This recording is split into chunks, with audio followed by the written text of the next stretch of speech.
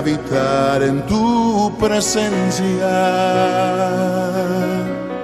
menguar para que crezcas tú y cada día seré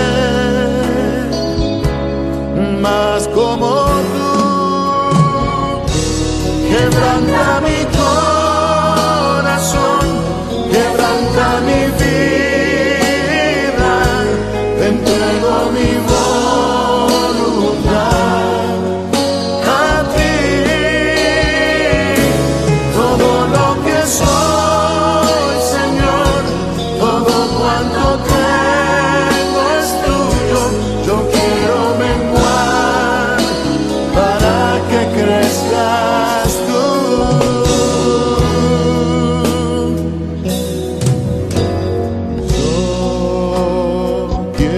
Más de ti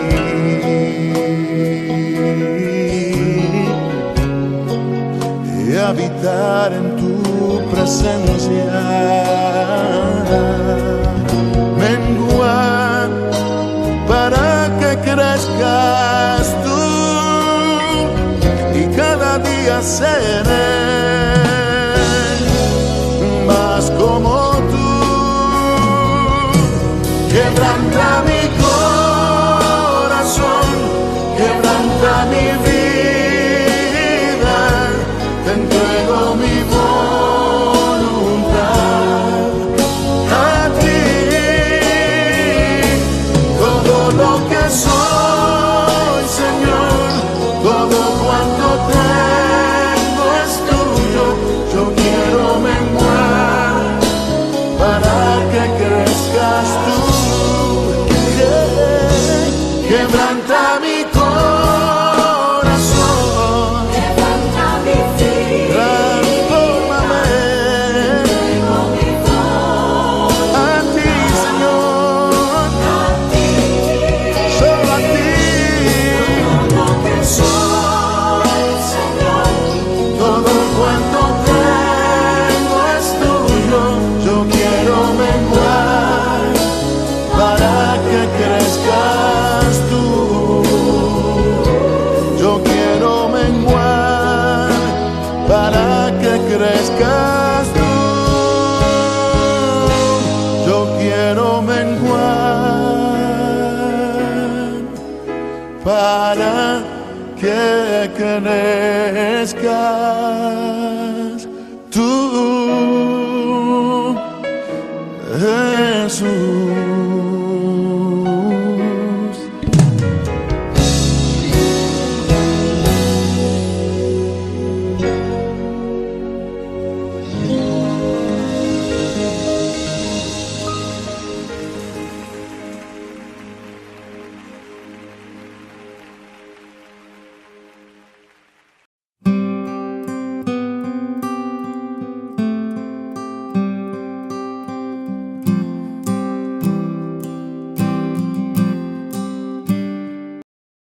El libro de Proverbios, capítulo 31. Los dichos del rey Lemuel contienen el siguiente mensaje que le enseñó su madre. Oh, hijo mío, oh, hijo de mi vientre, oh, hijo de mis votos, no desperdicies tu vigor con mujeres, esas que arruinan a los reyes. No es para los reyes, oh Lemuel, beber mucho vino. Los gobernantes no deberían ansiar bebidas alcohólicas, pues si beben, podrían olvidarse de la ley y no harían justicia a los oprimidos. Las bebidas alcohólicas son para los que se están muriendo, y el vino para los que sufren angustias amargas. Que beban para olvidar su pobreza y nunca más se acuerden de sus problemas. Habla a favor de los que no pueden hablar por sí mismos. Garantiza justicia para todos los abatidos. Sí, habla a favor de los pobres e indefensos y asegúrate de que se les haga justicia. ¿Quién podrá encontrar una esposa virtuosa y capaz? Es más preciosa que los rubíes. Su marido puede confiar en ella, y ella le enriquecerá en gran manera la vida. Esa mujer le hace bien y no mal todos los días de su vida. Ella encuentra lana y lino y laboriosamente los hila con sus manos.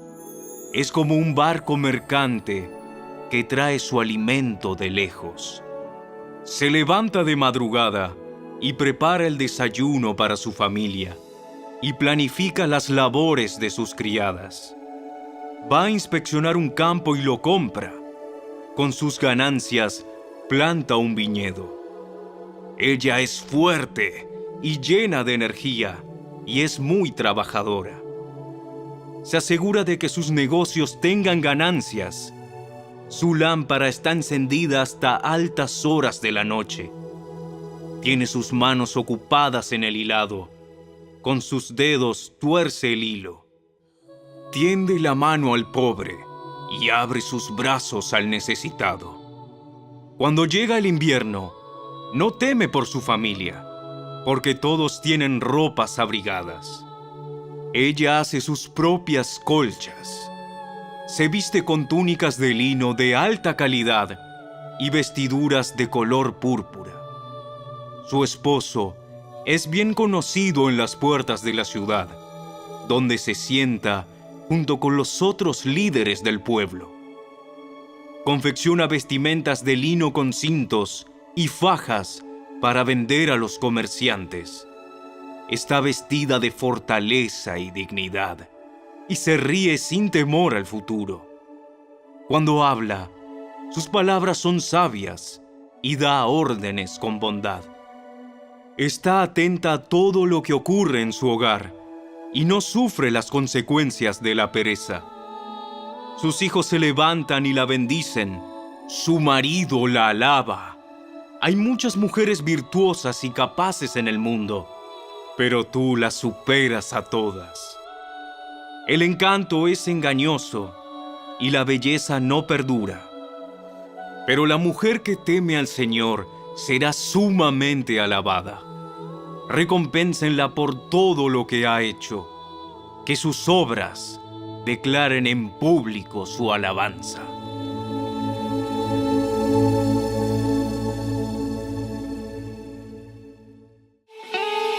Si te gustó este video, dale me gusta, suscríbete a nuestro canal y asegúrate de activar la campanita de notificaciones para que siempre estés al día con nuestros nuevos recursos.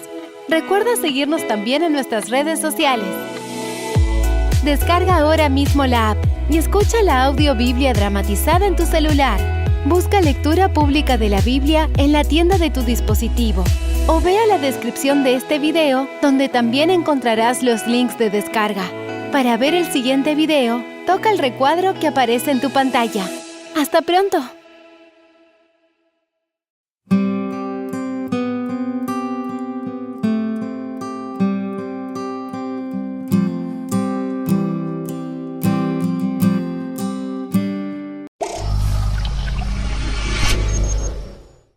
Biblia explicada, un recorrido diario por las Sagradas Escrituras. Hoy hemos llegado al final del libro que dijimos desde el principio que en hebreo se pronuncia Mishlei, Proverbios, que la traducción al español es algo así como instrucción, consejos, orientaciones o comparaciones. Este libro fue escrito por Salomón, pero yo creo que el libro de Proverbios es un libro muy familiar. Tiene que ver mucho con la instrucción que nosotros como padres le debemos dar a nuestros hijos y que en algún momento también nosotros recibimos de alguien, ya sea nuestro padre o alguien, algún guía espiritual que nos dio estos mismos consejos del hombre más sabio de la tierra, que por ser sabio no quiere decir que no haya cometido errores, también se equivocó porque es un ser humano, pero mostró su dependencia de Dios. Y este capítulo 31 es una mezcla de sentimientos y de instrucciones. Me llama la atención que en todo el libro de Proverbios, Salomón ha venido hablando de los consejos que él como padre le da a sus hijos, pero que a la vez fue recibido de boca de su padre David también, ¿no? O sea, me imagino que David tuvo mucho que ver. Pero también en este último capítulo se hace referencia más que todo a Betsabé, como que es Betsabé la que en estos momentos está aconsejando a Salomón. La instrucción de una madre, que es la que pasa más tiempo con el hijo, la madre.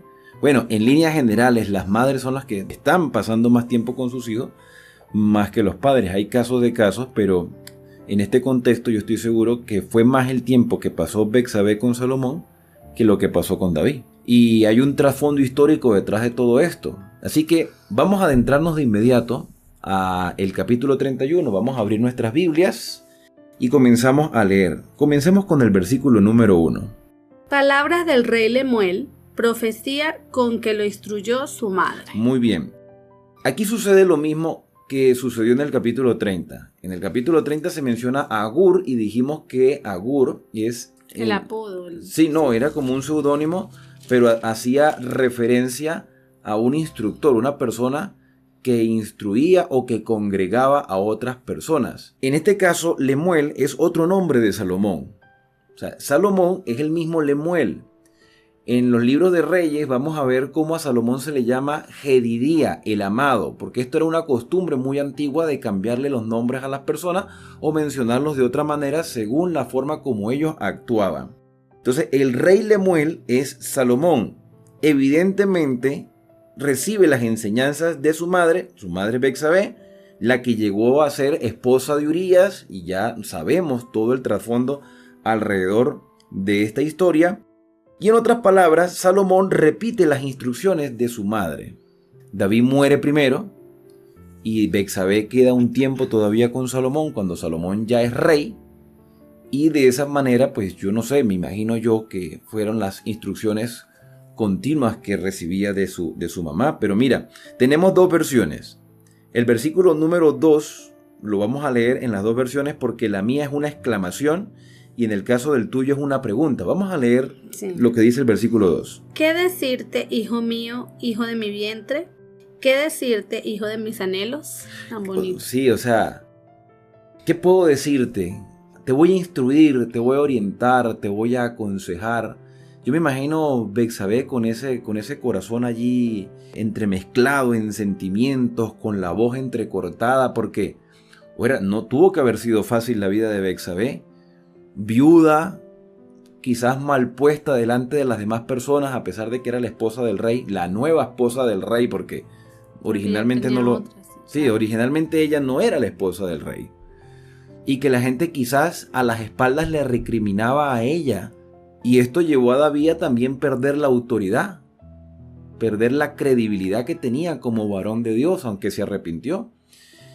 Y fíjate que aquí hay muchas cosas porque ellos cometen errores, pero al final del capítulo vemos el arrepentimiento de Betsabé y la conversión de una mujer que realmente sabe que Dios es un Dios clemente, misericordioso y que nos da nuevas oportunidades.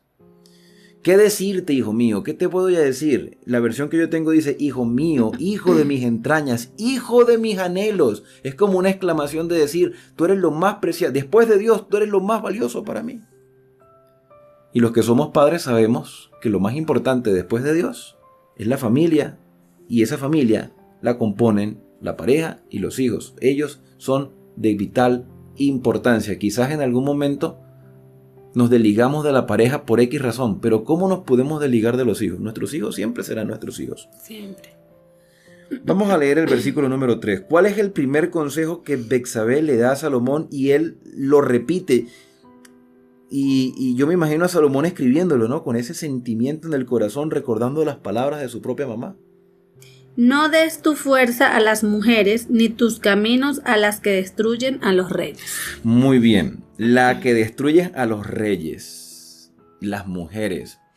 Yo no sé si ustedes se acuerdan en capítulos anteriores que decíamos acerca de la mujer pendenciera, la gotera continua, que yo les hacía referencia a que estas mujeres se nos han pintado en la historia como demasiado sumisas a sus esposos, pero nos damos cuenta que no es así. O sea, las mujeres han sido igual en todas las épocas, solo que quizás la cultura ha tenido una manera de proyectar la relación de pareja o la relación de la mujer ante la sociedad.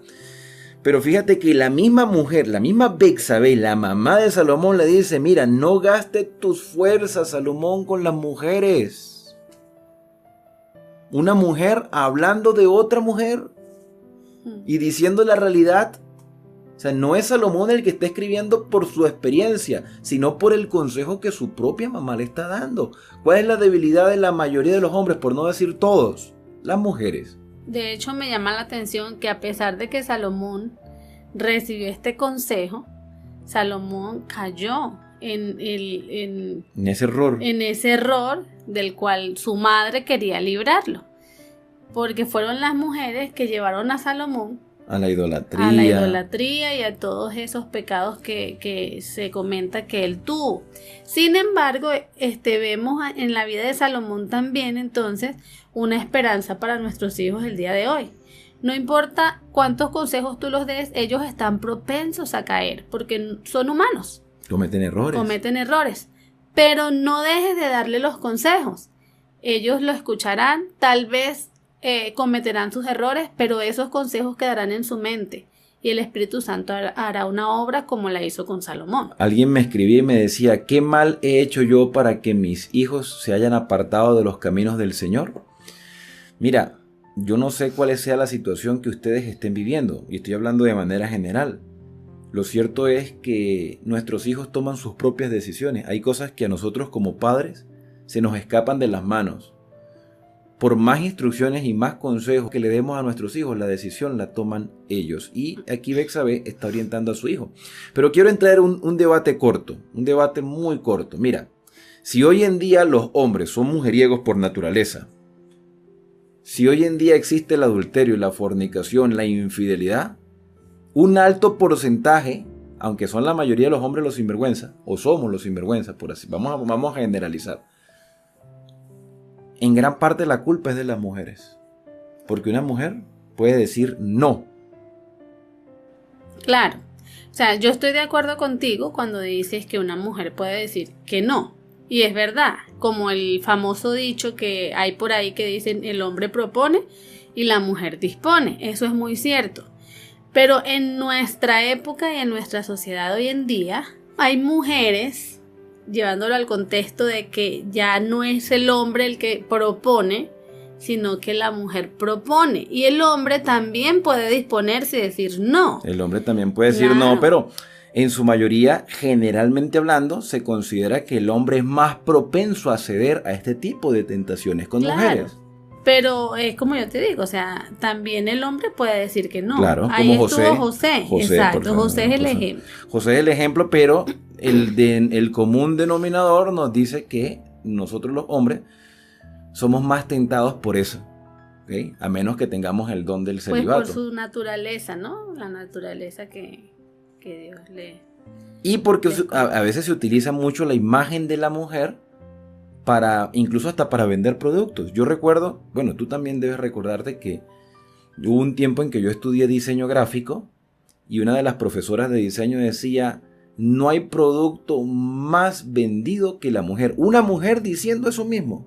O sea, la mujer es el mejor producto para vender cualquier cosa. Y es verdad. Pero también, y esta es la parte positiva, también las mujeres son dadas más a la espiritualidad. Más que muchos hombres. De hecho, el 90% de los que visitan este canal para estudiar la Biblia son mujeres.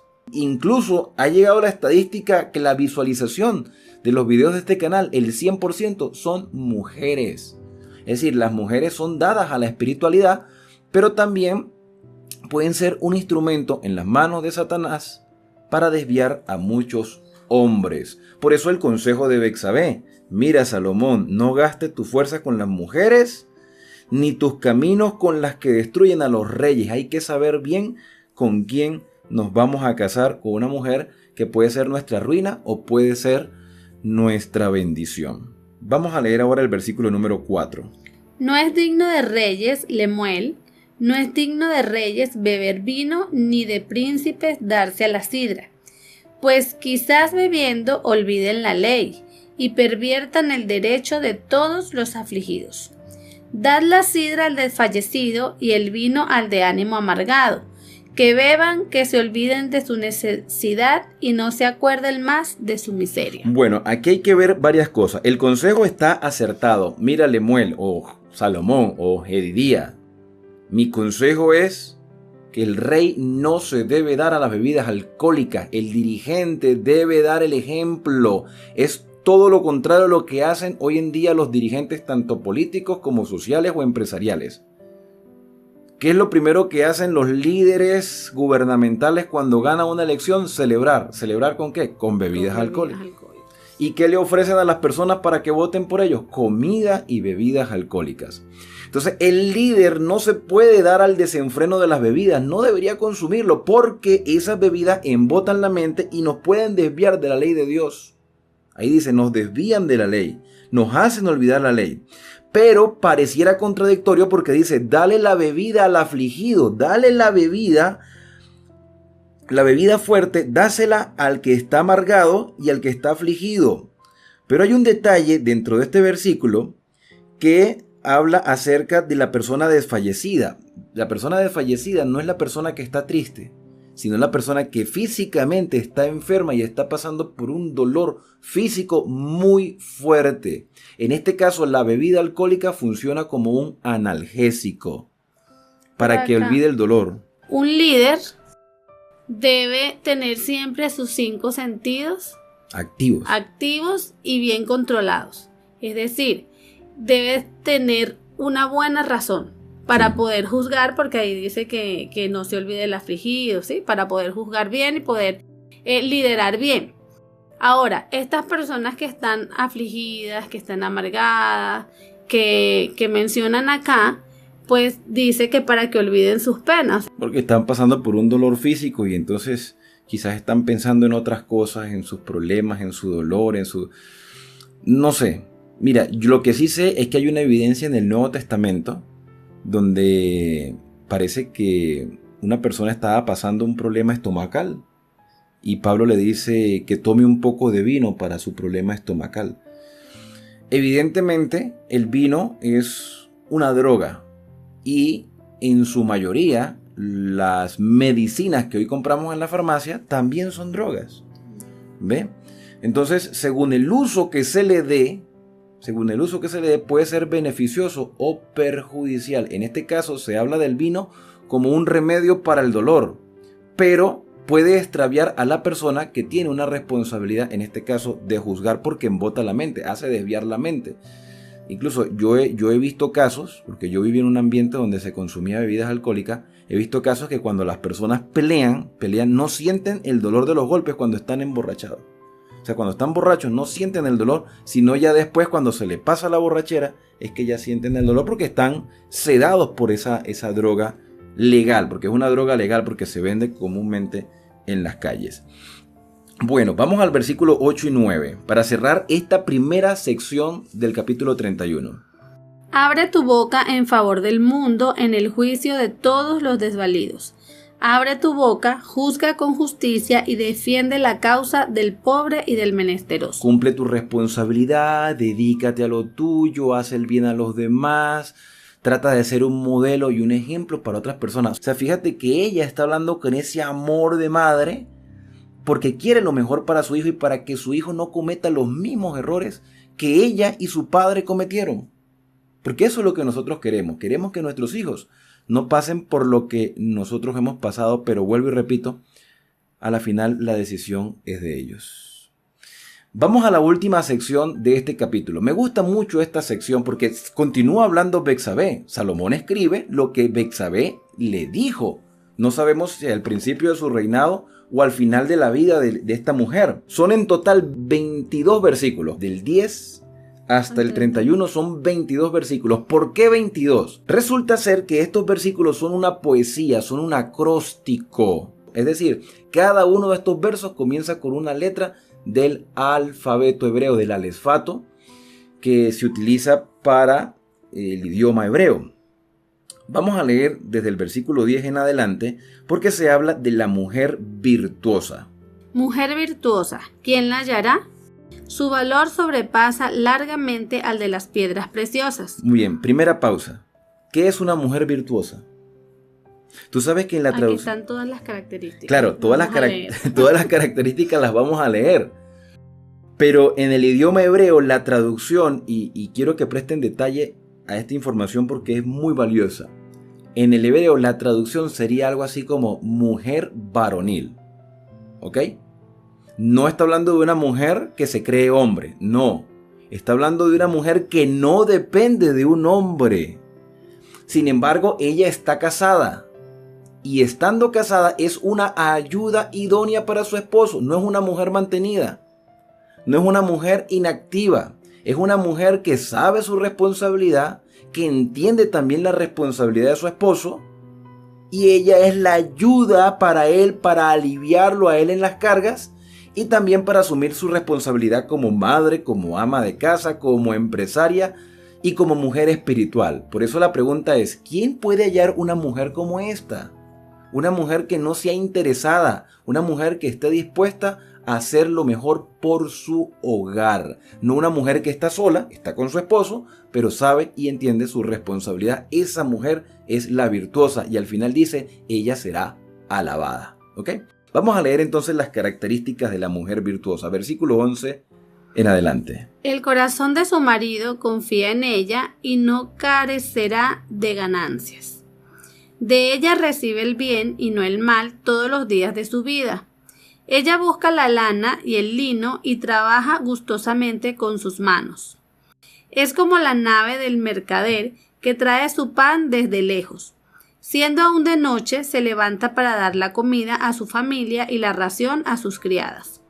Considera la heredad y la compra, y con sus propias manos planta una viña. Se ciñe firmemente la cintura y esfuerza sus brazos. Ve que van bien sus negocios, su lámpara no se apaga de noche. Una mujer de casa, una esposa, una madre, una empresaria, trabajadora, laboriosa. O sea, no es una mujer dependiente, pero tiene un hogar bien formado y de esa manera también su esposo se siente aliviado. Habíamos dicho en capítulos anteriores que yo no soy de los que apoya que los hombres se casen para que una mujer haga todo en casa. Yo creo que debe haber una colaboración del hombre y de la mujer. Esos hombres que no saben cocinar, que ya aquí se van a molestar muchos hombres. Al principio quizás se molestaron las mujeres por lo que dije, pero dije algo que creo que es verdad. Y aquí creo que se van a molestar los hombres, pero yo creo que los hombres deben saber cocinar, lavar y deben hacer todos los oficios de casa. No los hace menos hombres. No los hace menos hombres.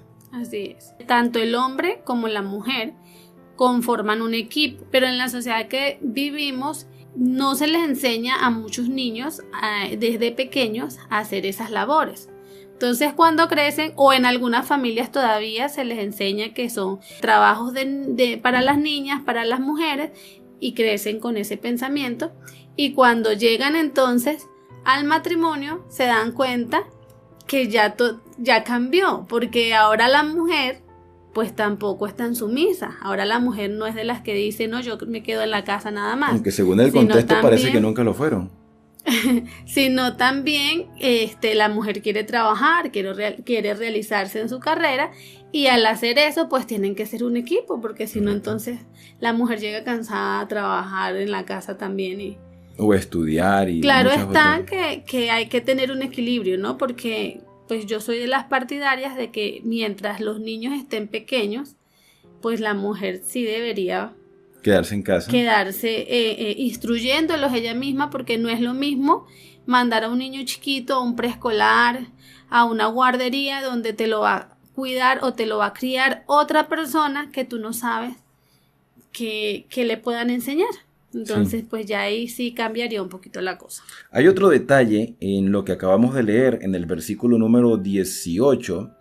Dice ella, percibe que su trabajo va bien, porque es una mujer trabajadora, y su lámpara no se apaga de noche. La costumbre hebrea era siempre dejar una lámpara encendida. pues como no había luz eléctrica y si pudieran parar de noche por cualquier cosa, siempre es importante tener la casa iluminada aunque sea con una lámpara. Para que esa lámpara pudiera resistir durante toda la noche, dice aquí que la mujer preparaba la lámpara con el combustible que podía ser aceite para que la mecha no se apagara. Y ella tenía que calcular cuánto tenía que colocar de aceite para no desperdiciarlo y para que fuera lo necesario para que la lámpara se mantuviera encendida. El versículo 19 dice que aplica sus manos al uso, con H, uso, y sus palmas sostienen la rueca. ¿Qué son el uso y la rueca? Son instrumentos para tejer, son instrumentos de costura antiguo que ella sostenía, me imagino que también con la niña al lado o con el niño al lado, pero ella sostenía la rueca, hilaba y hacía vestidos para el invierno. Versículo 20 en adelante. Alarga su mano al pobre, extiende sus manos al menesteroso. No teme por su familia cuando nieva, porque toda su familia va vestida de ropas abrigadas. Claro, porque hizo provisión de vestimenta para el tiempo de frío y ella estaba trabajando como la hormiguita, haciendo cosas. Ella se teje los tapices y de lino fino y de púrpura es su vestido. Su marido es conocido en las puertas de la ciudad cuando se sienta con los ancianos del país. Teje telas y las vende, es decir, trabaja también fuera de casa. Correcto. Teje telas y las vende y provee de cintas al mercader. Fuerza y honor son sus vestiduras y se ríe de lo porvenir. Cuando dice se ríe de lo porvenir es que es optimista, es una persona... Sí, ha hecho planificación y sabe que no va a tener precariedades porque ya hizo los planes adecuados para que no les hiciera falta nada. Abre su boca con sabiduría y la ley de la clemencia está en su lengua. O sea, es una mujer que ayuda a los necesitados y además es una mujer conocedora de buen testimonio y nadie habla mal de ella. O sea, una mujer que se ha dado su puesto como esposa, como madre y como hija de Dios en todo lo que emprende. Considera la marcha de su casa y no come el pan de balde. Sus hijos se levantan y la llaman bienaventurada y su marido también la alaba. Este versículo 28 me gusta porque el esposo reconoce la obra de su esposa. Y es importante, esta parte es importante porque en muchas familias no se reconoce la obra de la madre, de la esposa. De hecho, hay muchos hogares que de pronto la madre está en el hogar, trabaja todo el día en el hogar porque en el hogar también se trabaja duro. Y cuando llega el esposo, pues no hay ninguna palabra de reconocimiento, ni una palabra de agradecimiento, y entonces eso también pues desmotiva a muchas mujeres. Quiero terminar con los versículos 29, 30 y 31 porque dice, muchas mujeres han hecho el bien o son virtuosas, pero tú las superas a todas. Hemos venido diciendo que aquí Salomón está citando las palabras de su madre. Pero ya en este momento es Salomón que como que está plasmando y decir, las personas quizás te han mal puesto en el pasado, dijeron cosas malas de ti, pero para mí, tú superas a cualquier mujer. Fue también como un elogio de Salomón a su madre. Un halago a su mamá, por supuesto. A su mamá, exacto. Y que desde el versículo 10 hasta el 31 fue algo que quiso escribirle. Y como tú dices que viene como un acróstico, pudo haber sido. Pues una poesía. Yo ahorita se me vino a la mente que pudo haber sido eso. Aunque yo lo veo más como una inserción del propio Salomón y veo el versículo 30 como Betsabé hablando nuevamente. Porque dice, engañosa es la gracia y fugaz es la hermosura. La mujer que venera al Señor, esa será alabada. Supongamos que fue Salomón que lo dijo de su propio pensamiento. Salomón está reconociendo que su mamá fue una mujer espiritual a pesar de sus errores. Y si suponemos que fue Betsabé la que los dijo y Salomón los escribió, Betsabé entonces reconoció sus faltas al Señor y demostró que había sido perdonada también. Mira, no importa cuántos errores tú hayas cometido, no importa cuántas cosas malas hiciste en el pasado y quizás estás sufriendo las consecuencias. Pero hoy Dios puede proporcionarte perdón porque se lo dio a David, se lo dio a Betsabé y también se lo dio a Salomón, que cometieron fallas graves, catastróficas, que tuvieron consecuencias terribles. El hombre y la mujer que dependen, que veneran al Señor, esos serán los seres humanos alabados, respetados, no por lo que hicieron, sino por lo que el Señor hizo por ellos, la transformación del carácter. El capítulo termina diciendo, dadle a esa persona, sea hombre o mujer, es igual, dadle el fruto de sus manos, alábenlo sus obras ante el pueblo. Es decir, lo que hagas de aquí en adelante, lo que es lo que importa. Ya lo que pasó, pasó, ya se terminó.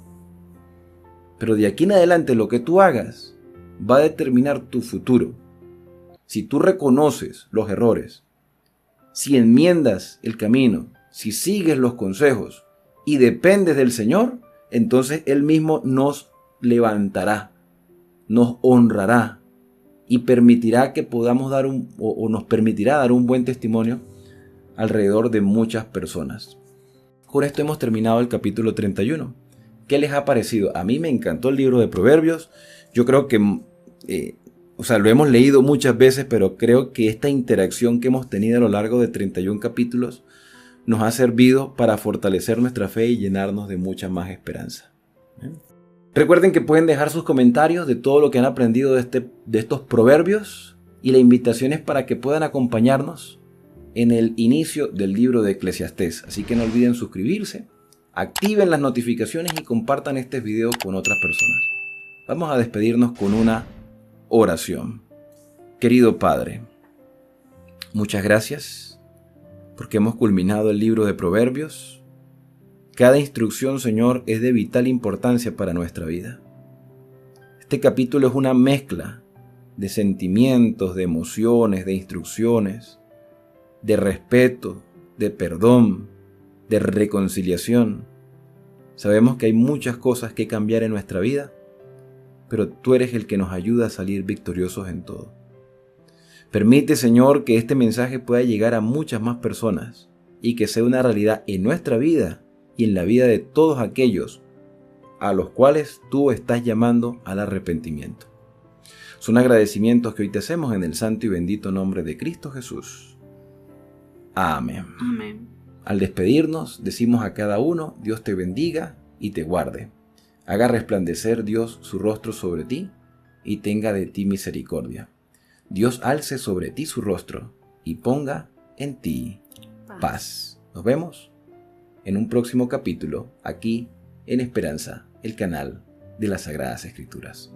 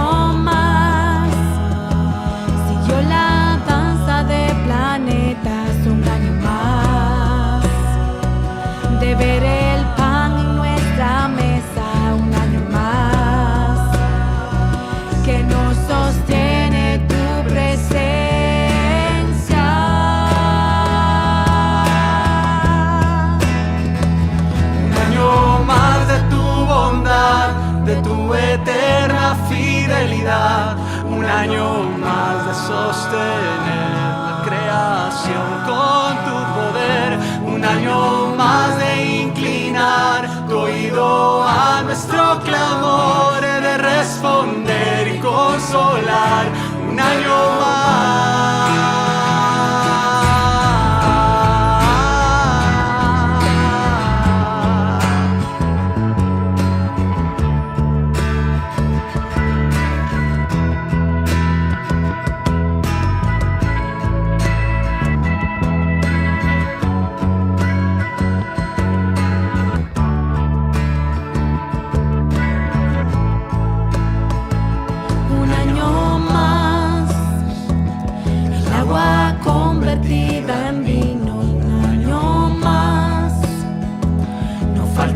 Sombra en el camino, un año más. Se sobrepuso la alegría, un año más. De verte obrando cada día.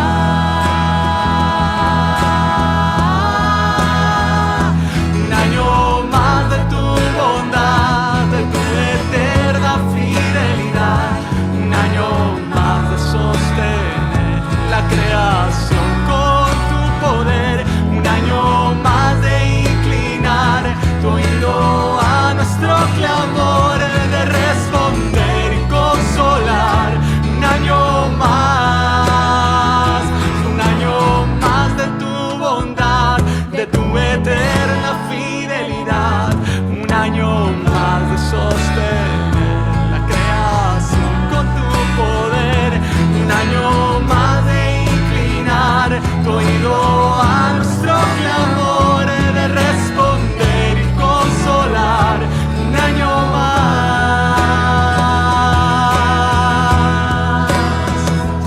de tu amor,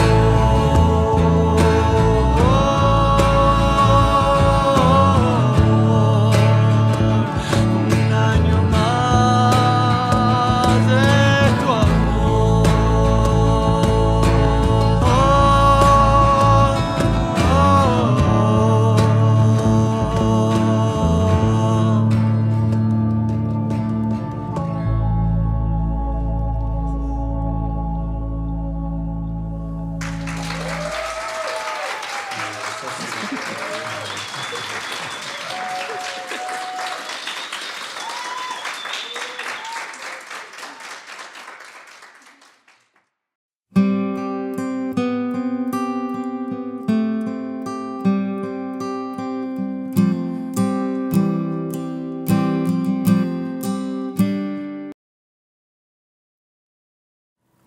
La epístola de Pablo a Tito.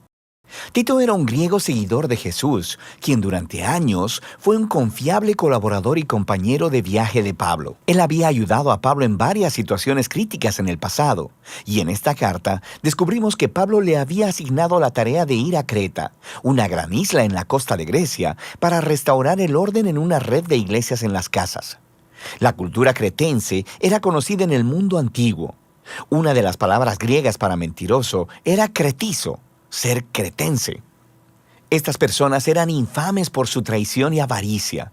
La mayoría de los hombres en la isla habían servido como soldados mercenarios al mejor postor, y las ciudades de la isla eran conocidas por ser inseguras, plagadas de violencia y corrupción sexual. Sin embargo, la isla de Creta tenía muchos puertos estratégicos que servían a ciudades por todo el mar Mediterráneo en la antigüedad. Así que, desde la perspectiva de Pablo, Creta era el lugar perfecto para empezar una red de iglesias. Ahora, no conocemos los detalles, pero de alguna manera esas iglesias cayeron bajo la influencia de líderes cretenses corruptos. Ellos decían ser cristianos, pero estaban arruinando las iglesias. Por lo que Pablo encargó a Tito la tarea de ir allí y ordenar las cosas. Esta carta proveyó las instrucciones. Tiene un diseño bastante sencillo. Después de una breve introducción, Pablo le da a Tito instrucciones claras acerca de sus tareas en la iglesia. Después, le ofrece lineamientos acerca de una nueva clase de hogar y sobre la nueva humanidad que el Evangelio podría crear en esas comunidades cretenses. Después, Pablo cierra la carta con algunos saludos finales. Entonces, Pablo inicia la carta recordándole a Tito que su mensaje como apóstol es sobre la esperanza de la vida eterna. Esto es, la vida de la nueva creación que está disponible desde ahora a través de Jesús, el Mesías. Y esta esperanza fue prometida hace mucho tiempo por el Dios que no miente. Ahora, este pequeño comentario inicial introduce un tema importante que se encuentra en toda la carta. Uno de los problemas en las iglesias cretenses era que habían mezclado sus ideas sobre Jesús, el Dios cristiano, con sus ideas sobre los dioses griegos con los que crecieron, específicamente con Zeus, su dios principal. Los cretenses decían que Zeus nació en su isla y les encantaba contar historias y mitologías acerca del carácter corrupto de Zeus. Él seduciría a las mujeres y mentiría para salirse con la suya. Así que Pablo quiere ser muy claro. El Dios revelado a través de Jesús es totalmente diferente a Zeus. Sus rasgos de carácter principales son la fidelidad y la verdad, lo que significa que la manera de vivir cristiana también practicará la verdad, lo cual será un gran reto para estos cretenses. Pablo entonces encarga a Tito con una tarea en dos partes. Dice que lo primero será designar nuevos líderes para cada comunidad de iglesia.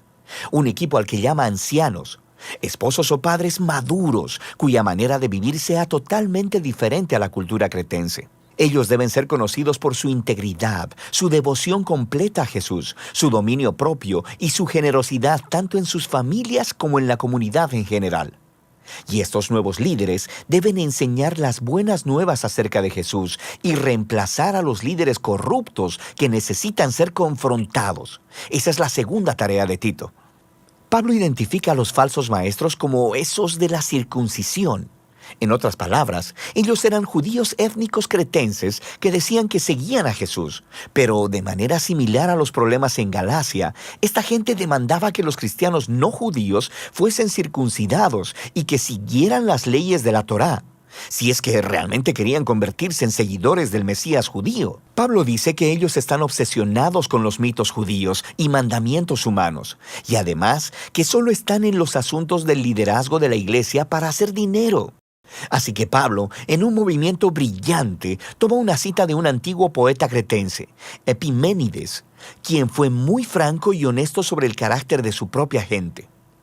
Él dijo: «Los cretenses son siempre mentirosos, malas bestias, glotones ociosos. Ellos borran las líneas entre lo verdadero y lo falso, entre el bien y el mal, y lo único que les importa es el dinero». Así que, aunque estos líderes dicen conocer a Dios, su manera cretense de vivir lo niega. Se debe tratar con ellos, y esto lleva a Pablo a la siguiente sección. Debido a estos líderes corruptos, muchos cristianos de estas iglesias ahora tienen hogares y vidas personales que son un desastre total. Y en 3 ocasiones diferentes, Pablo resalta el resultado de esta situación, que el mensaje de Jesús es desacreditado. Sus vecinos no cristianos ahora tienen buenas razones para hacer acusaciones malvadas. Y todo esto hace que la enseñanza de Dios, nuestro Salvador, no sea atractiva ni persuasiva para nadie.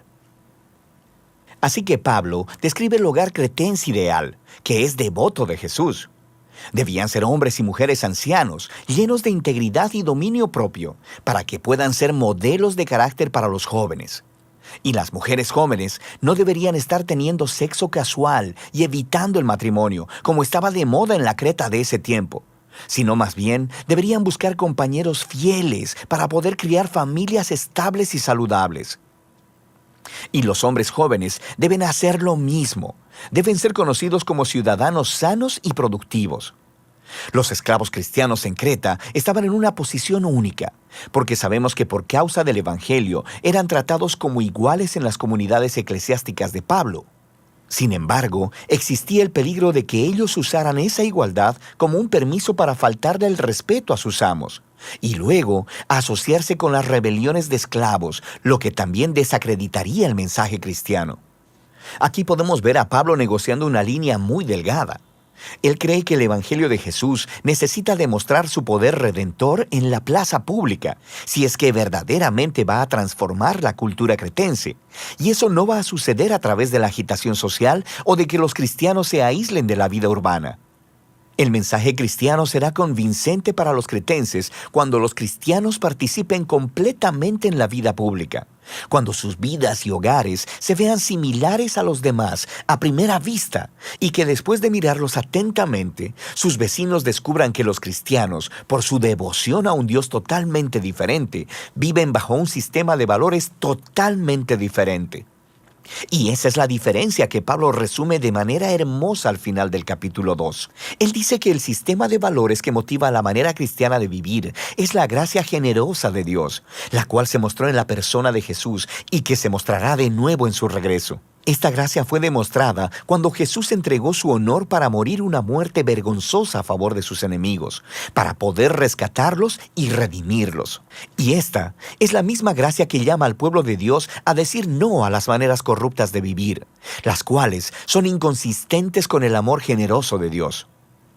Pablo luego pasa del hogar cristiano a una visión de los cristianos viviendo como nuevos humanos en la sociedad cretense.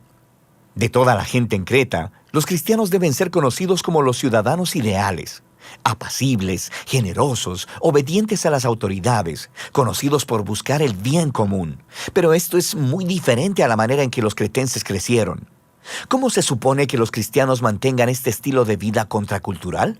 Y Pablo cree que la fuente de poder para esta manera de vivir es el amor transformador del Dios Trino que se anuncia en el Evangelio. Y entonces lo explica en un poema realmente hermoso. Él dice que la bondad y el amor de Dios son lo que nos salvó, a pesar de nosotros mismos, para que a través del Espíritu Santo Dios lavara, renaciera y renovara a las personas. Y a través de Jesús proveyera un camino para que ellas sean declaradas justas delante de Él. Todo esto nos da acceso a la vida eterna. Esto es, a un nuevo futuro en la nueva creación. Esta historia viva es tan poderosa que puede producir una nueva clase de personas. Pablo está convencido que la fidelidad a las enseñanzas de Jesús, empoderada por el Espíritu, demostrará la gracia de Dios por toda la isla de Creta y por todo el mundo.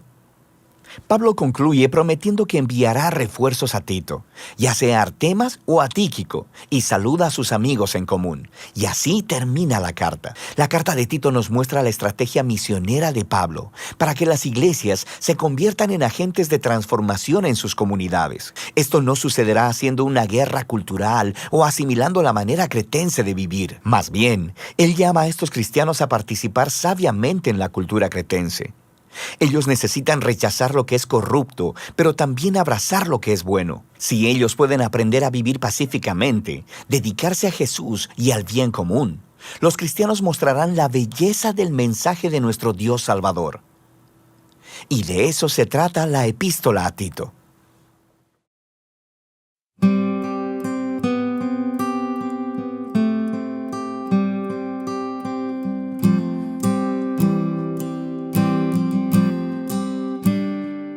La carta del apóstol Pablo a Tito, capítulo 3.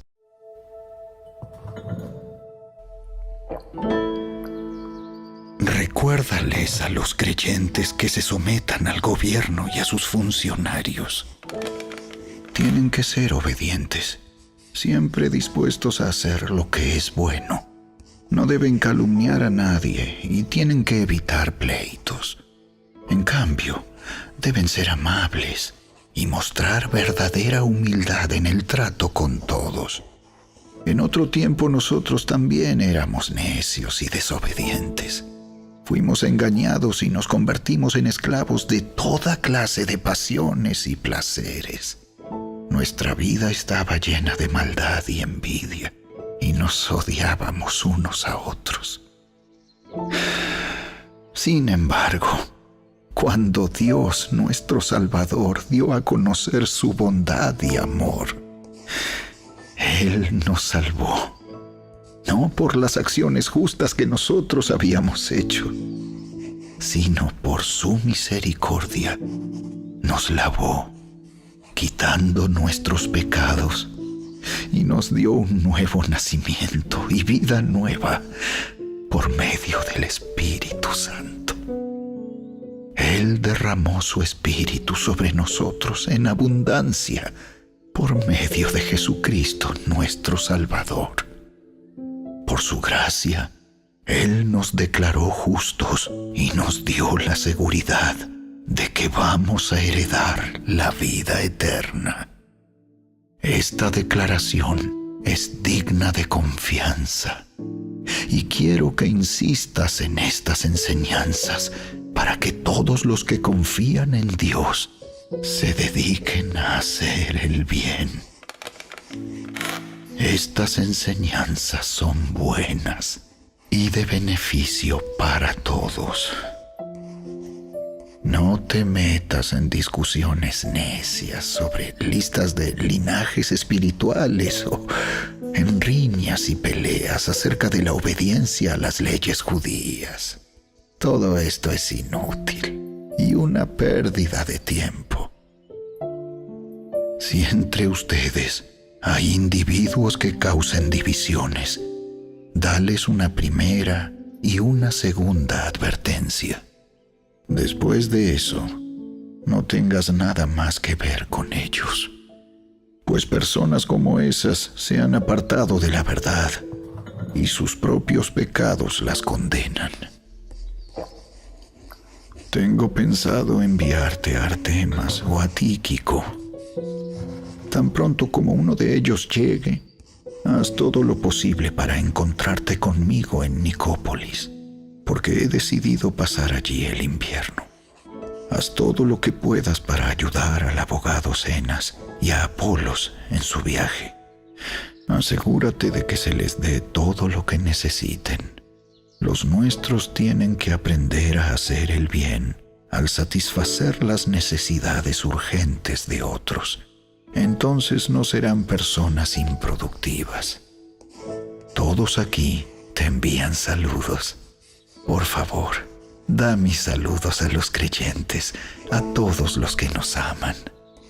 Que la gracia de Dios sea con todos ustedes.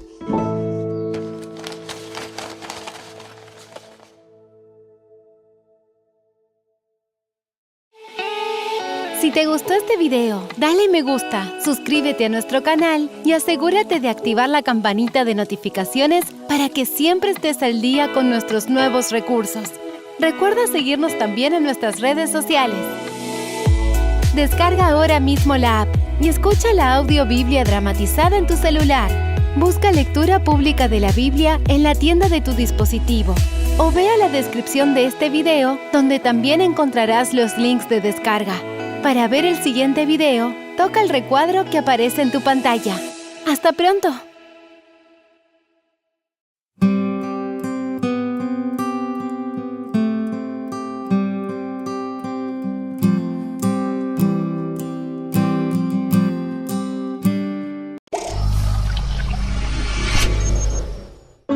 Biblia explicada. Un recorrido diario por las Sagradas Escrituras. Continuamos nuestro estudio sistemático y hemos llegado al final de la carta del apóstol Pablo a Tito. Una carta que, si tú te pones a ver, tiene mucha similitud con las cartas que Pablo le escribió a Timoteo. Evidentemente las cartas a Timoteo son un poco más extensas. No dejan de ser cartas cortas, pero son más amplias, quizás por la afinidad de Pablo con Timoteo. Tito estaba en Creta y estuvimos hablando en el capítulo anterior acerca de la responsabilidad y el testimonio que deben tener hombres, mujeres, jóvenes e incluso trabajadores. Este capítulo 3, que es la conclusión, nos permite llevar la hilación del mismo tema. Así que te invito a abrir tu Biblia y comencemos nuestra lectura, que dice de la siguiente manera. Recuérdales a todas estas personas, hombres, mujeres, jóvenes y trabajadores. Recuérdales que se sujeten a los gobernantes y autoridades. Esto también Pablo se lo había dicho a Timoteo, que respeten a las autoridades conferidas. Y en ese entonces, estamos hablando del siglo I, quienes gobernaban eran los romanos. Y los reyes o ciertos gobernantes locales estaban sujetos al imperio de Roma.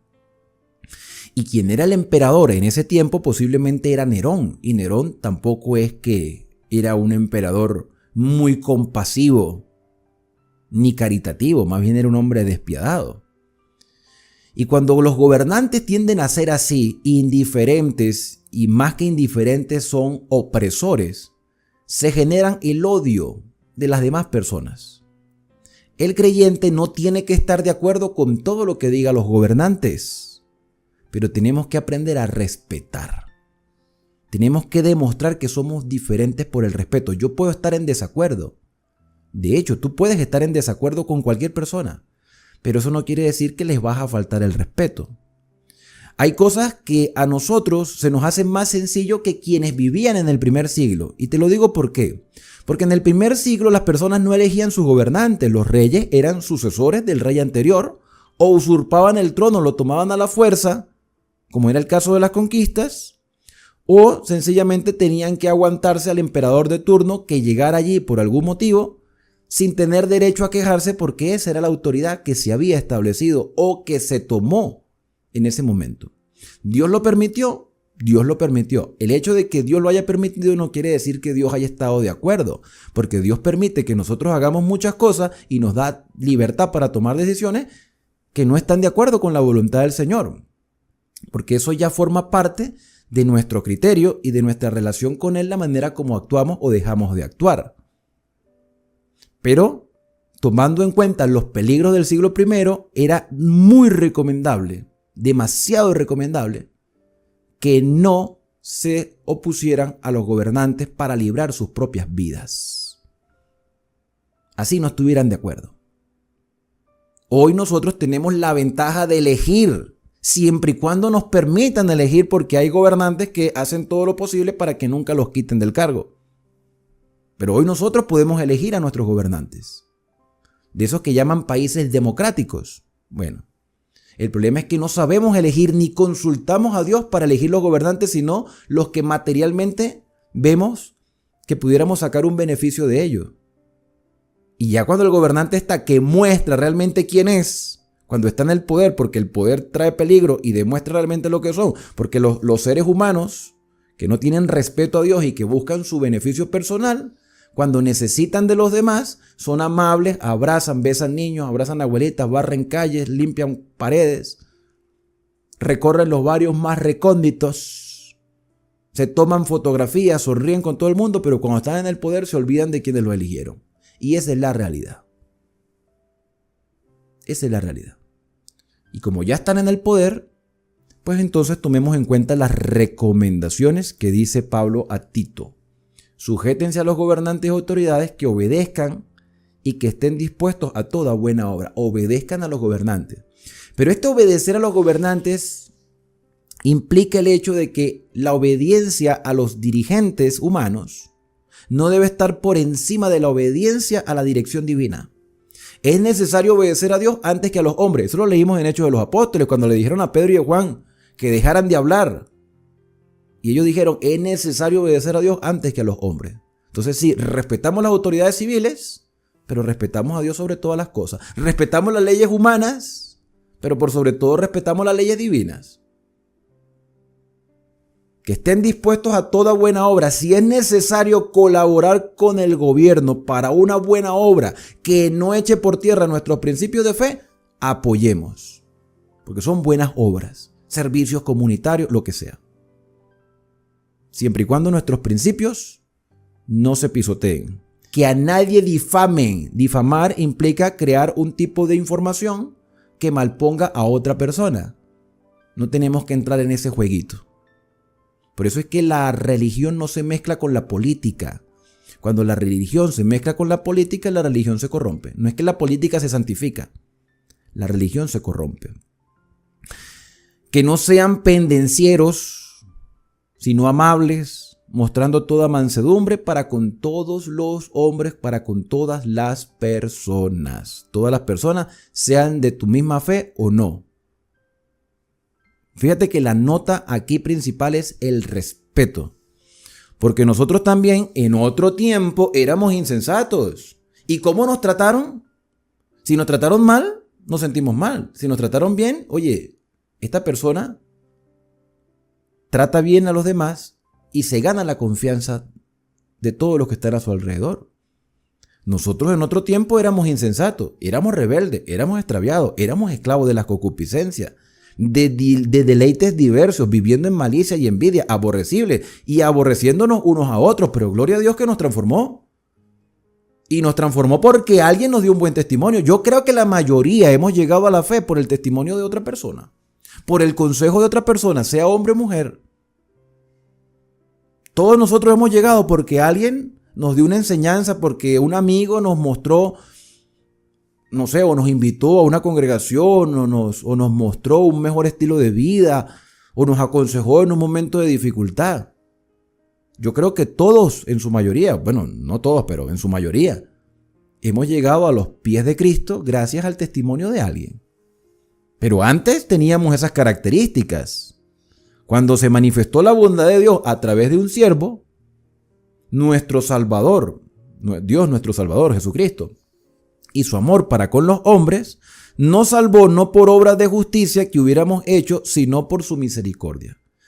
Porque si vamos a ver, yo he escuchado personas que dicen, yo me entrego al Señor o me bautizo o asisto a la congregación cuando cambie mi forma de ser. Eso jamás va a ocurrir. Jamás va a ocurrir. ¿Por qué te lo digo? Porque entonces nosotros pensamos que buscamos el agrado de Dios. No, claro, yo cambio y entonces le agrado a Dios. Mi querido hermano y hermana, Dios te ama tanto que en tu condición quiere salvarte de esa misma situación que estás viviendo. O sea, nosotros no buscamos el agrado de Dios. Dios ya se agrada de nosotros en el sentido que nos ama. Se desagrada de algunas actitudes que tenemos. Pero para eso Él dispone su fuerza y su voluntad para transformar nuestra vida. No fue que nosotros buscamos a Dios, fue que Dios nos buscó a nosotros primero. No fue Adán quien buscó a Dios cuando comió del fruto prohibido. Adán se esconde y Dios lo busca. Hombre, ¿dónde estás tú? Cuando Cristo estuvo aquí en la tierra, dijo, yo he venido para que todo aquel que crea en mí no se pierda, mas tenga vida eterna. Fui yo que vine hasta ustedes. He venido a buscar y a salvar lo que se había perdido. La oveja cuando se va del redil no busca al pastor. Es el pastor que busca a la oveja. ¿Por qué la oveja no busca al pastor? Porque la oveja está desorientada. Entonces los seres humanos no buscamos a Dios. Cuando tú consideras que estás buscando a Dios, es porque Él te buscó primero. Es porque a través del Espíritu Santo te hizo sentir la necesidad de crecimiento espiritual. Entonces nos salvó no por las obras que nosotros hubiésemos hecho, sino por su misericordia, su entrega. La palabra misericordia tiene que ver con un amor indescriptible como el de una madre al hijo que parió. Si alguien puede mostrar el verdadero amor al ser humano es una madre. Lamentablemente hay madres desnaturalizadas, pero en su mayoría la madre hace todo por el cuidado de sus hijos. La alegría del hijo es la alegría de la madre. Los éxitos del hijo son los éxitos de la madre. Las tristezas del hijo son el desgarramiento del corazón de una madre. Cuando se utiliza la palabra misericordia, Dios en su misericordia está describiendo un amor que solamente lo puede entender una madre. Entonces dice, mira, ustedes han sido lavados o han participado o han recibido el lavamiento de la regeneración. Regeneración. Regenerar implica reconstruir, mejorar, reestructurar. Por la renovación en el Espíritu Santo. ¿Quién nos convenció de pecado, justicia y juicio? ¿Quién nos hizo entender que las cosas estaban mal? El Espíritu Santo. ¿Quién nos guía hacia toda la verdad? El Espíritu Santo. ¿Quién es el que nos ayuda en la debilidad? El Espíritu Santo. ¿Cuál es el trabajo del Espíritu Santo aquí en la tierra? Convencernos. Convencernos de pecado, de justicia y de juicio. Por eso la blasfemia contra el Espíritu Santo no se perdona, no porque Dios no quiera perdonarla, sino porque el ser humano la rechaza el perdón, no quiere ser perdonado. Y hablando del Espíritu Santo dice, el cual derramó en nosotros abundantemente por Jesucristo, nuestro Salvador. Cuando Jesucristo ascendió a los cielos, Él sopló antes de ascender, Él sopla como un símbolo de aquí les entrego mi espíritu. Pero Él le había dicho a los apóstoles que el Espíritu descendería y los guiaría a toda verdad. Y el Espíritu se derramó en el día del Pentecostés. Eso no quiere decir que el Espíritu Santo no haya estado antes con la humanidad, sino que se manifestó públicamente para que los apóstoles ahora testificaran de lo que el Señor había hecho por ellos. Para que justificados por su gracia viniésemos a ser herederos conforme a la esperanza de la vida eterna. Justificado. El tema de la justificación es un tema muy interesante que ya tuvimos la oportunidad de analizar en la carta a los Romanos, en la carta a los Gálatas y también un poco en la carta a los Efesios. La justificación por fe. ¿Qué implica ser justificado? Cuando hablamos de justificar, desde el punto de vista bíblico, hablamos del hecho de decretar justo a alguien sin que lo sea. ¿Por qué? Parece medio injusto. O sea, ¿cómo tú vas a decir que alguien es justo cuando no lo es? Es como cuando tú tienes una deuda. Tienes una deuda y no tienes cómo pagarla. No tienes los recursos. Te van a llevar a la cárcel. Van a vender todo lo que tienes para que intentes pagar algo, pero igual no te da. Entonces llega alguien que tiene recursos y dice, yo lo pago por ti. Cuando se satisface la deuda, cuando se cubre la deuda, cuando se paga el compromiso, la persona sigue sin tener nada, pero ya no se le reclama ningún tipo de deuda. Entonces se presenta como no deudor, pero nunca pagó nada. Otro pagó por él. Entonces nosotros no somos justos, pero alguien pagó por nuestra justicia. Con su justicia pagó nuestra justicia. Y como ya no tenemos la deuda del pecado, gracias a los méritos de Cristo, somos presentados justos delante del Padre.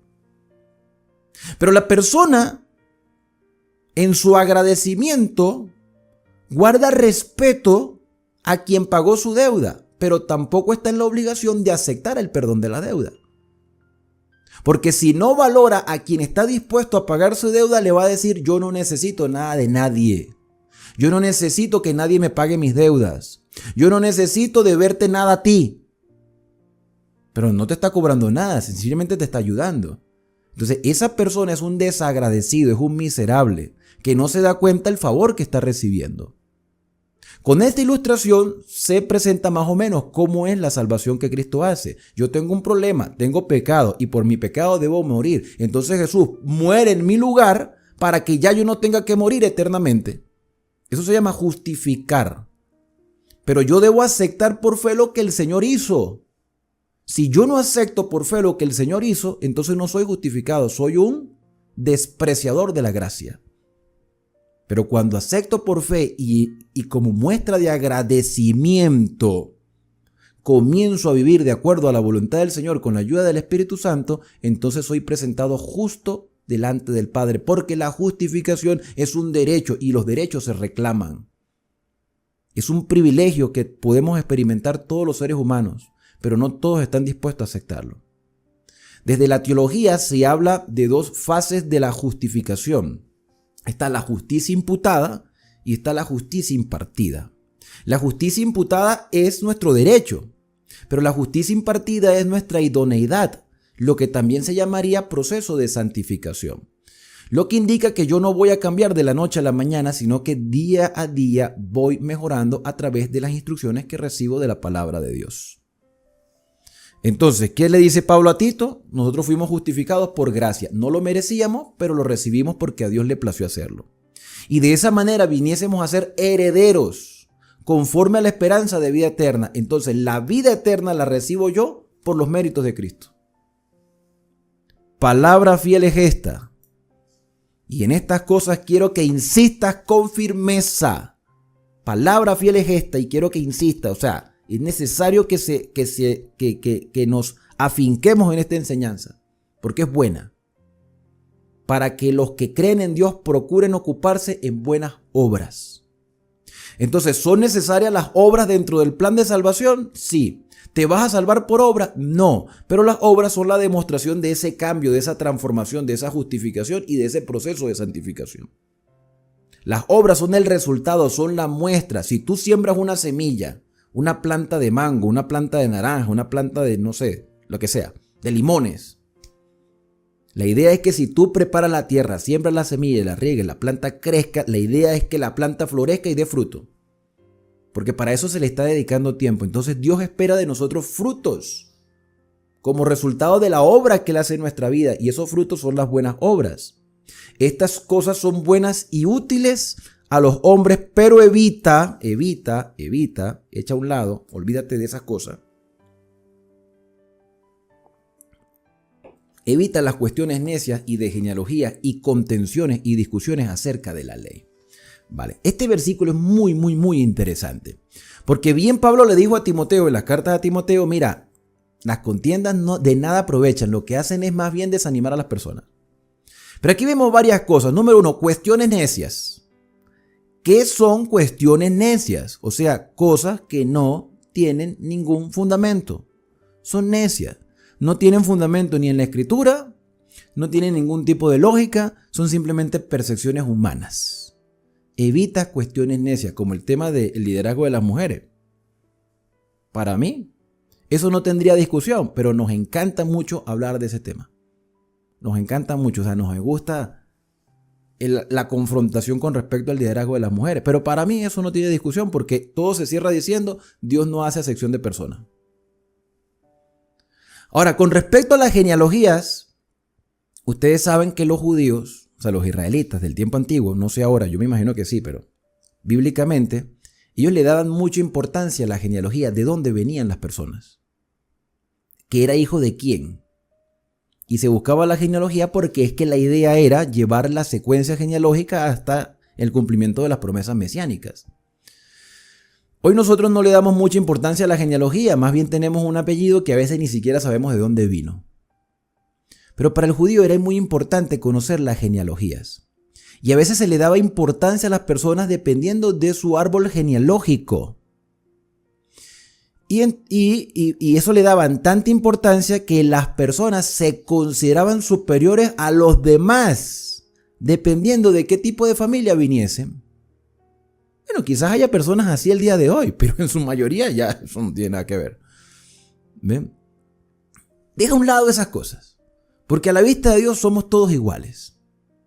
Se está buscando, de hecho, todavía hasta el día de hoy los judíos están esperando al Mesías. O sea que en cierto sentido había un deseo de que en la genealogía o de la descendencia de ellos viniese el Mesías, y le daban mucha importancia a eso. Cuando el Señor escogió a una mujer sencilla y humilde como lo fue María, y a un carpintero como lo fue José. O sea, si al caso vamos, los que en su mente jamás pensaron ser escogidos para hacer la genealogía que determinara la venida del Mesías, el Señor escogió lo más humilde entre los humildes. Una mujer joven, quizás de recursos económicos muy bajos, y a un carpintero humilde que tenía que ganarse la vida dependiendo de la clientela que tuviera. Porque a la final nosotros no somos el centro del mensaje, es Cristo. Y cuando le damos mucha importancia a las cosas necias y le damos demasiada importancia al ser humano en lugar que Dios, aunque no dejamos de ser importantes, pero es que hay personas que son demasiado egocéntricas, entramos en contenciones. Y viene entonces el tema de la discusión de la ley. Cuando hablamos de la ley hablamos de muchas cosas. Podemos hablar de la ley como el Antiguo Testamento.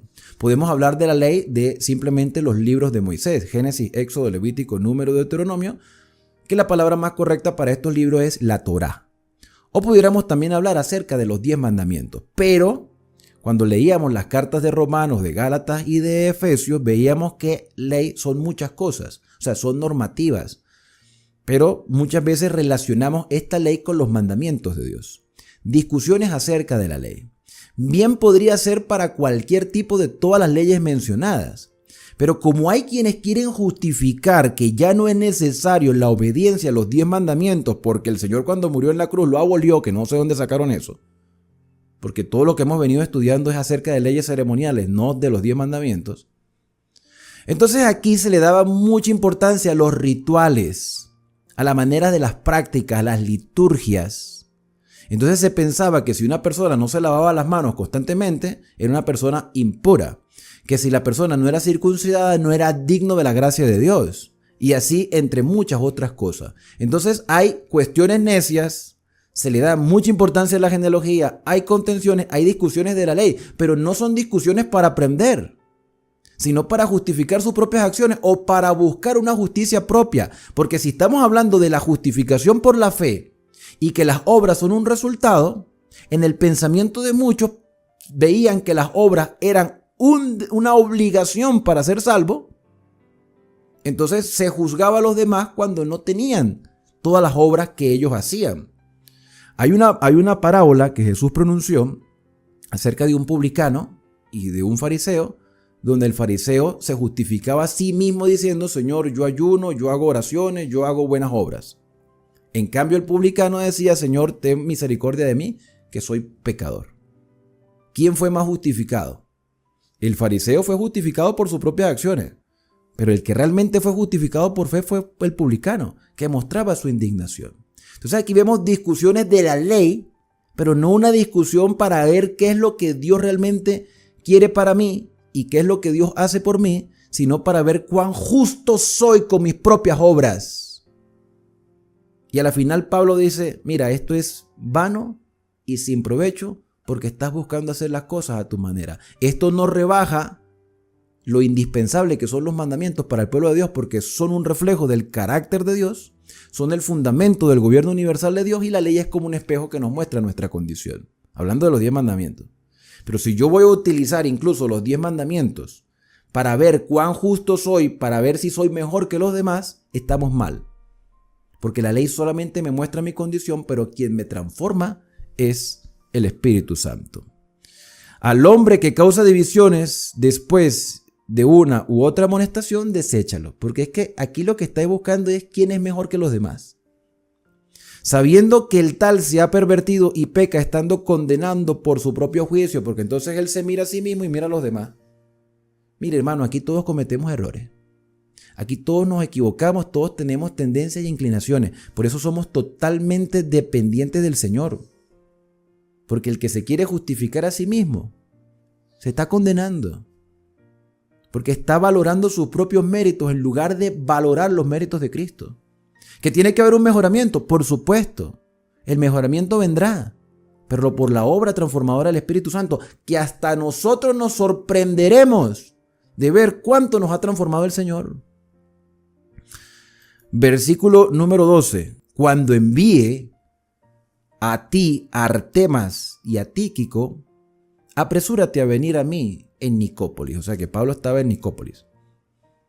Porque allí he determinado pasar el invierno. Posiblemente no estaba preso. O sea que esta no fue la última carta que escribió Pablo. Posiblemente la última fue la que escribió a Timoteo. A Zenas, intérprete de la ley, que yo no creo que sea una mala persona. O sea, si estamos hablando de que hay personas que discuten la ley, pero para su justificación propia o para compararse con los demás, creo que esas personas tienen un desenfoque. Pero aquí Pablo habla de Zenas, lo habla como intérprete de la ley, porque interpretar la ley no es malo. Porque si se puede conocer más de la voluntad del Señor, mucho mejor. Pablo describe simplemente a Zenas, intérprete de la ley, y a Apolos, encamínales con solicitud de modo que nada les falte. Si Pablo hubiese estado en contra de que Zenas interpretara la ley, le hubiese dicho: ni siquiera lo recibas. No lo reciba porque anda confundiendo a la gente. No, al contrario, está aprendiendo de la Torá, está aprendiendo del Antiguo Testamento, lo está viviendo y lo está enseñando y lo está aclarando a los demás, y le está mostrando el verdadero sentido de las enseñanzas de Dios a través de su palabra. Entonces apoya a Zenas, apoya a Apolo, que es posiblemente el mismo Apolo que aparece en Hechos de los Apóstoles, el que se consiguió con Aquila y Priscila, que es el mismo que se menciona en la primera carta a los Corintios. Entonces dice: mira, encamínales con solicitud, ayúdalos en lo que tenga que ayudarle, de modo que no les falte nada, y aprendan también los nuestros a ocuparse en buenas obras para los casos de necesidad, para que no sean sin fruto las personas que escuchen estos mensajes, también se motiven a ser participantes de estas buenas obras. Los que están conmigo te saludan. Saluda a los que aman la fe. Gracia sea con todos vosotros. Amén. En definitiva, este capítulo nos confirma todo lo que hemos venido estudiando en cartas y en textos anteriores. Esto es un mensaje que nos ayuda a cada día depender de Dios. Nosotros somos justificados gratuitamente por la gracia del Señor. Y Él nos santifica con el poder de su Espíritu Santo. A la vista de Dios somos todos iguales. Pero no hay que ser indiferente a la realidad que está viviendo nuestro mundo. Cada vez hay más corrupción. Y en medio de esta corrupción nosotros podemos demostrar que aún hay esperanza, aún podemos cambiar, aún podemos mejorar, porque los problemas existen en todas partes. Los problemas existen afuera, en la casa, dentro de las mismas congregaciones. Pero nuestra dependencia divina nos ayudará a comprender la voluntad de Dios y a vivir con esperanza hasta el día en que Cristo venga a buscarnos. Por eso, mis queridos hermanos, esta carta a Tito está muy vigente el día de hoy. Nos ayuda a vivir como hermanos, deseando que Cristo venga pronto a buscarnos como Rey de Reyes y Señor de Señores, porque de hecho esta carta habla de la segunda venida de Cristo, la bienaventurada esperanza del creyente. ¿Es esa tu bienaventurada esperanza? Yo sí quiero ver a Cristo venir en las nubes de los cielos. Espero estar en vida. Si me toca descansar, descansaré con la seguridad de que el Señor nos levantará de las tumbas. Por eso, para ti, mi más grande deseo en este día es que Dios te bendiga y te guarde. Que haga resplandecer Dios su rostro sobre ti y que tenga de ti misericordia. Que el Señor alce sobre ti su rostro y ponga en ti paz. Será hasta una próxima oportunidad a una nueva carta del apóstol Pablo. La siguiente que viene es la carta a Filemón. Así que te motivo a que formes parte de esta familia de esperanza suscribiéndote a este canal y compartiendo este mensaje con otras personas. Maranata, el Señor viene.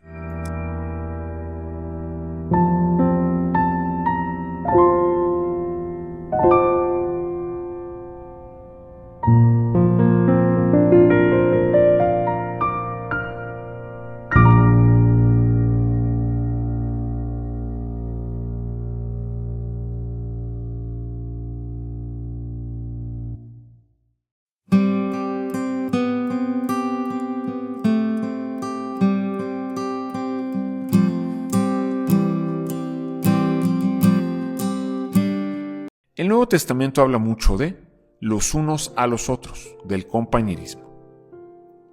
Servíos, aceptaos, perdonaos, saludaos, soportaos, preferíos, honraos, enseñaos, someteos, animaos unos a otros.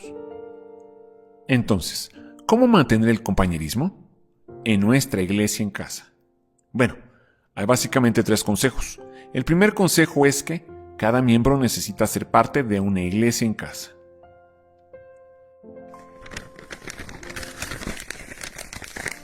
Y cada día, en el templo y casa por casa, seguían enseñando y predicando este mensaje: Jesús es el Mesías.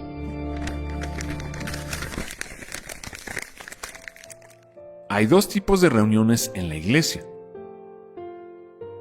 Grupo grande, que son todas las iglesias locales juntas, y el grupo pequeño, que es la reunión de la iglesia en casa. Den también mis saludos a la iglesia que se reúne en el hogar de ellos. Saluden a mi querido amigo Epeneto. Él fue el primero de toda la provincia de Asia que se convirtió en seguidor de Cristo.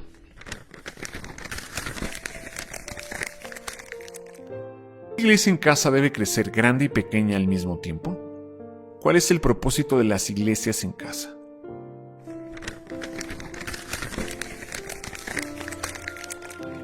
Todos los creyentes se dedicaban a las enseñanzas de los apóstoles, a la comunión fraternal, a participar juntos en las comidas, entre ellas la cena del Señor, y a la oración. Un profundo temor reverente vino sobre todos ellos, y los apóstoles realizaban muchas señales milagrosas y maravillas. Todos los creyentes se reunían en un mismo lugar y compartían todo lo que tenían. Vendían sus propiedades y posesiones y compartían el dinero con aquellos en necesidad. Adoraban juntos en el templo cada día, se reunían en casas para la cena del Señor y compartían sus comidas con gran gozo y generosidad. Todo el tiempo alabando a Dios y disfrutando de la buena voluntad de toda la gente. Y cada día, el Señor agregaba a esa comunidad cristiana los que iban siendo salvos.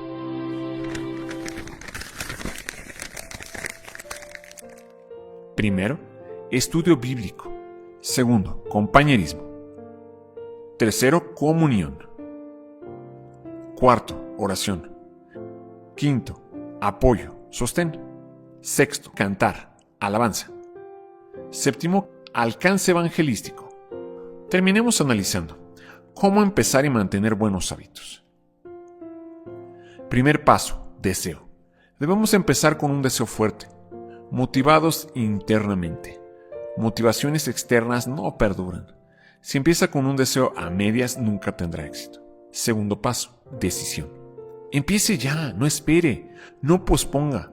Uno no cae en un hábito nuevo, uno lo crea. Uno de estos días nunca llega. Debe de tener un punto de partida. Es más fácil romper un mal hábito hoy que mañana. Tercer paso, declaración.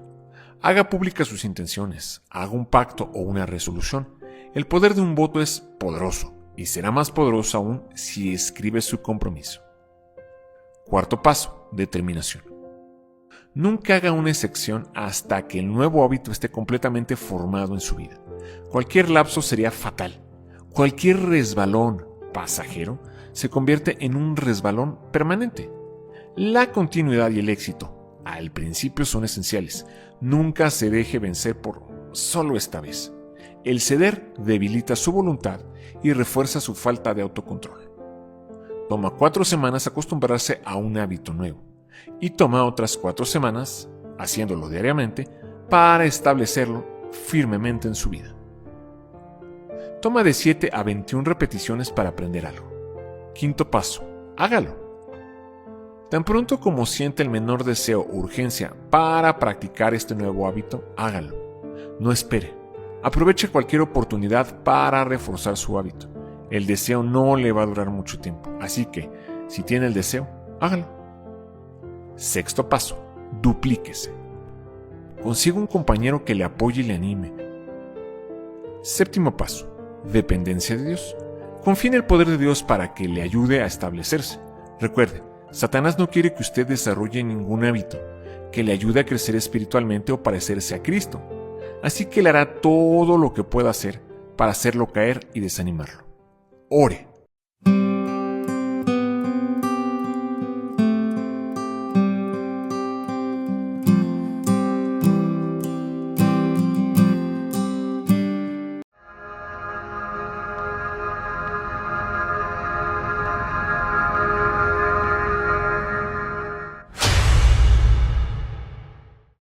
Y queremos enviar este bonito canto de los de antes, pero con mucho cariño también.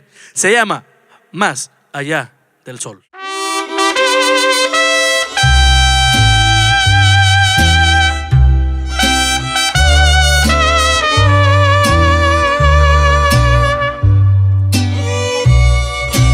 ¡Échale!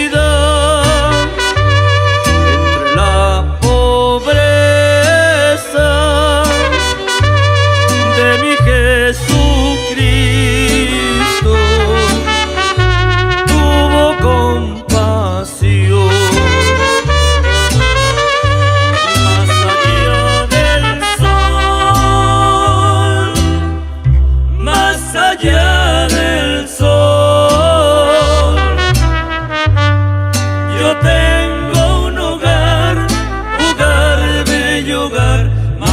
allá del sol, más allá del sol, más allá del sol. Yo tengo un hogar, hogar, bello hogar, más allá del sol. Donde ya no habrá más llanto, ni más tristeza, ni más dolor.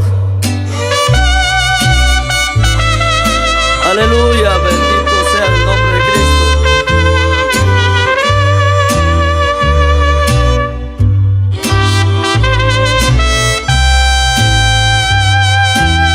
Te alabamos, Señor Jesús.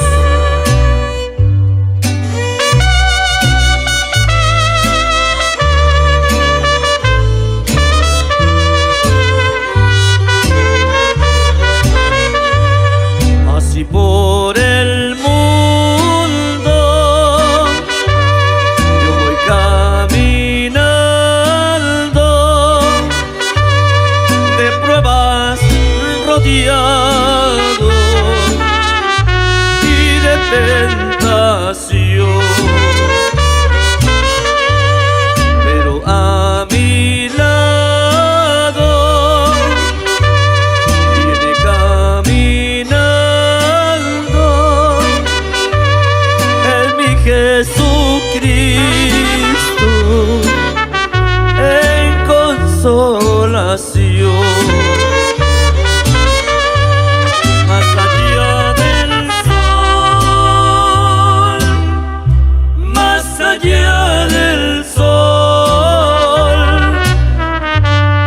yo tengo un hogar, hogar, bello hogar, más allá del sol.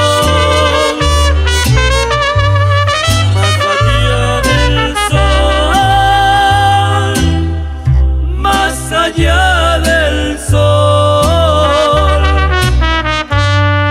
yo tengo un hogar, hogar, bello hogar, más allá del sol. Yo tengo un hogar, hogar, bello hogar, más allá del sol.